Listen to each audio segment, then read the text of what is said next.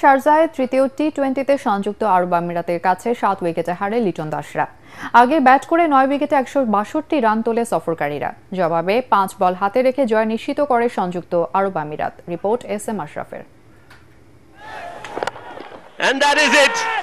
শারজার আকাশে তারা জ্বলছে না, জ্বলছে লাল সবুজ জার্সির স্বপ্ন ভস্ম হয়ে। বালু উড়িয়ে বাংলাদেশ দল ফিরছে মাঠ থেকে, প্রস্তুত দেশে ফেরার জন্য। সঙ্গে নিয়ে যাচ্ছে আরও একটি লজ্জাজনক পরাজয় এবং কিছু অদৃশ্য সামর্থ্যের প্রমাণ। দ্বিতীয় ম্যাচে হারার কারণ হিসেবে অধিনায়ক বলেন ডিউ ফ্যাক্টর, যেন পিচ ছিল ধোঁকাবাজ। আর তৃতীয় ম্যাচে লিটন বললেন এটাই জীবনের অংশ। আর সেই অংশ হতে গিয়ে বাংলাদেশের সমর্থকদের হৃদয় চুরমার বারবার। ব্যাটারদের মাঝে দেখা গেছে দারুণ সমঝোতা।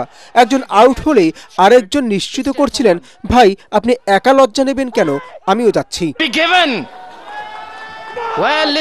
সমর্থকরা বলছেন টিমের ব্যাটিং দেখে মনে হচ্ছে ওরা আসলে স্লো মোশন শর্ট ফিল্মে অভিনয় করছে।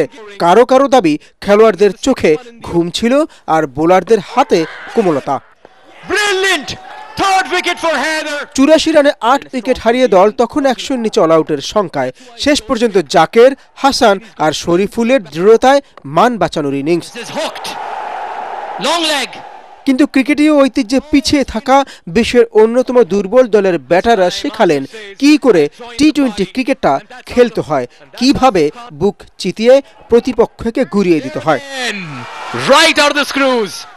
এর আগে হংকং, আয়ারল্যান্ড, নেদারল্যান্ডস, স্কটল্যান্ড, যুক্তরাষ্ট্র সব নন টেস্ট প্লেইং দলের বিপক্ষে হারের অভিজ্ঞতা হয়ে গেছে বাংলাদেশের। ক্রিকেট ভালোবাসা মানুষগুলো তাই বলছেন তোমরা হয় জাগো না হয় ভাগো। এস.এম. আশরাফ, এটিএন বাংলা।